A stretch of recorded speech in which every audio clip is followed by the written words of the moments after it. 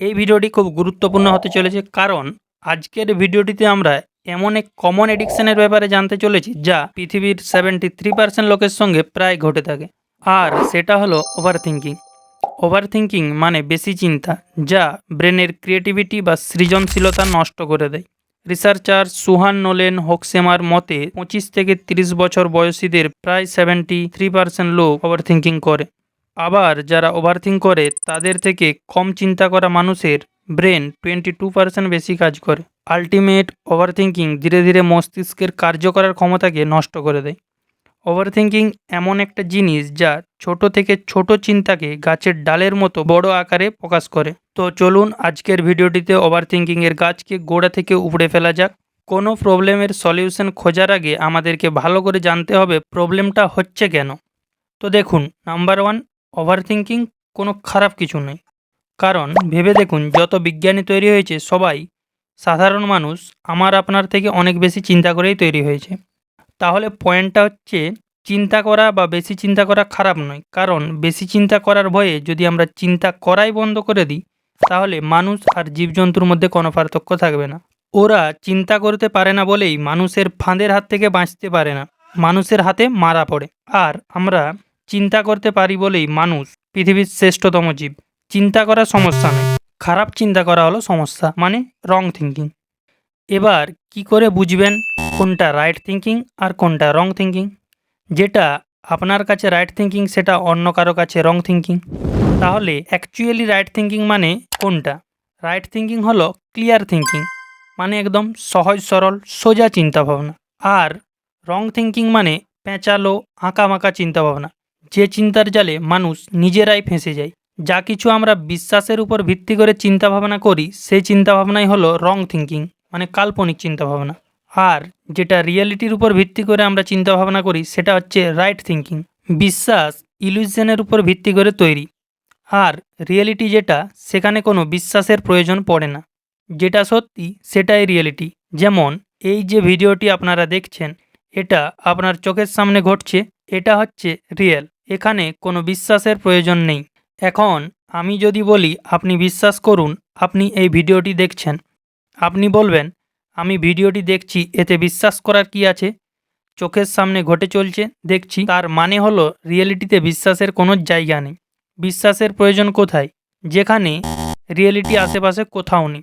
আপনাকে কেউ কিছু বলে দিয়েছে, সেটার উপর চিন্তা ভাবনা করে আপনি বিশ্বাস করে নিয়েছেন, আর তার উপর ভিত্তি করেই যে কোনো চিন্তা করে চলেছেন।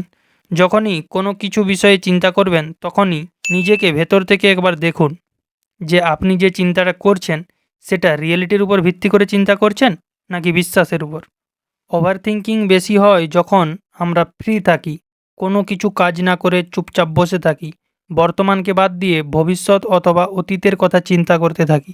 যেমন ধরুন আপনি অফিস যাবেন, তার আগে আপনি ভাবতে শুরু করে দিলেন অফিস যদি টাইম মতো পৌঁছাতে না পারেন, মেট্রো যদি মিস হয়ে যায়, বাস যদি লেট হয়, অটো যদি না পান, বস যদি লেট হওয়ার কারণে গালাগালি দেয়, চাকরি থেকে বের করে দেওয়ার হুমকি দেয়, তাহলে কি হবে? কি করে সংসার চলবে? এখন দেখুন, আপনি যে এত কিছু ভাবলেন এটা কিন্তু বিশ্বাসের উপর ভিত্তি করে ভয়ের কারণে ভাবলেন, নার্ভাস হয়ে গেলেন, মানে পুরোটা কল্পনার উপর ভিত্তি করে একটা রং থিঙ্কিং করলেন, যার সাথে রিয়েলিটির কোনো সম্পর্ক নেই।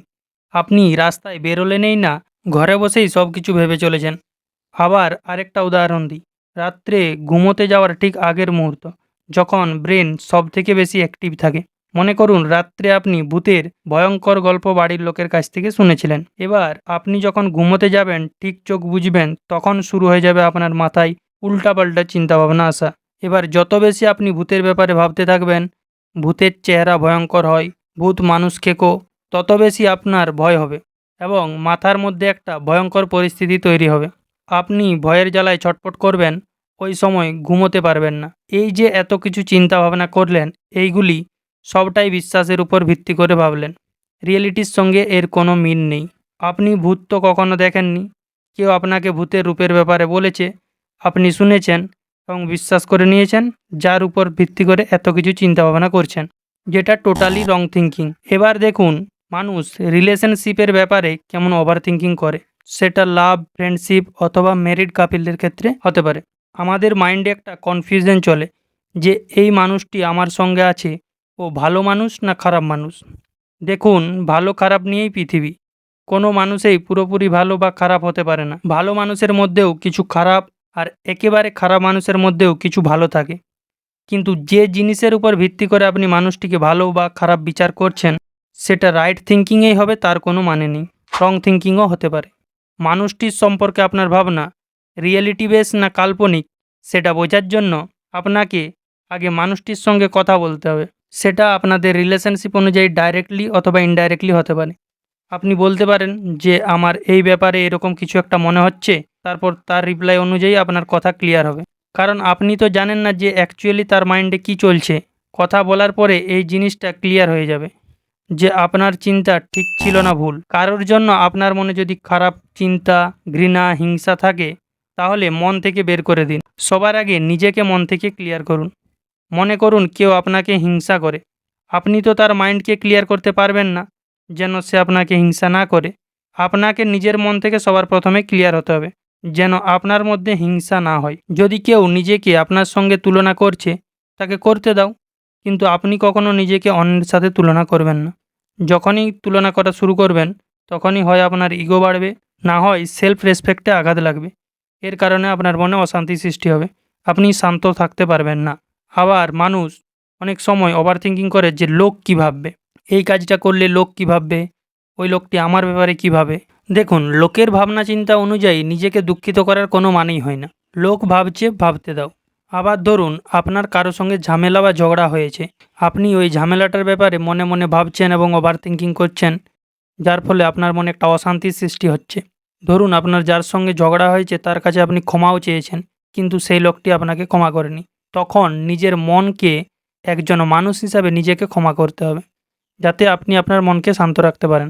এতদূর পর্যন্ত ভিডিওটি দেখার পর বুঝতে পারলেন যে ওভার থিঙ্কিং বা নেগেটিভ থিঙ্কিং মানুষকে শান্ত থাকতে দেয় না। ওভার থিঙ্কিং থেকে মুক্তি পেতে দুটি জিনিস খুব ভালোভাবে ফলো করতে হবে। 1 নম্বর, যেটা নিয়ে ওভার থিঙ্কিং করছেন সব সময় খেয়াল রাখবেন যে সেটা রিয়েলিটি বেস চিন্তাভাবনা না কাল্পনিক চিন্তাভাবনা। যদি বিশ্বাসের উপর ভিত্তি করে চিন্তা করছেন, তাহলে ভাববেন এই চিন্তার কোনো মানেই নেই, এটা রং থিঙ্কিং। 2 নম্বর হচ্ছে don't compare your self with anyone in this world. মানে নিজেকে কখনো পৃথিবীর কারো সঙ্গে তুলনা করবেন না। যখনই তুলনা করা শুরু করবেন, তখনই মনের অশান্তি শুরু হবে এবং নিজেই ওই জায়গায় ফেঁসে যাবেন। আর যদি এই দুটো জিনিস ভালোভাবে মানতে পারেন, তাহলে ওভার থিঙ্কিং আর আপনাকে গ্রাস করতে পারবেন না এবং আপনি অনেকটা শান্ত প্রকৃতির হয়ে যাবেন।